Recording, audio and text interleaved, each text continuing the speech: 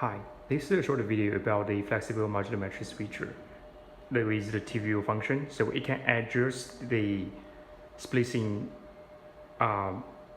age between the different LCD screens. Right now you can see here, actually we have a laptop. It's actually a straight line on this PC.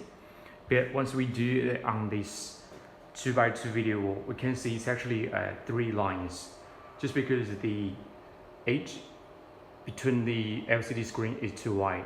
So we need to adjust the age by this. We can adjust the age, the splicing age by this software. So we just go to the matrix switcher control software and we go to the meshing here. We got the configure and we got meshing here. So we can see here, we can adjust the age shield. So with the small number, that means with 0, that means no adjustment. So we can just do setting here. You can just put 70 and 70. Rise and height. We just set.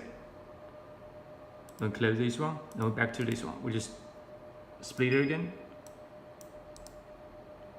Splice again. Then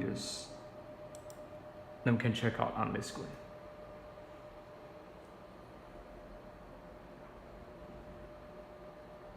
Okay, thank you so much.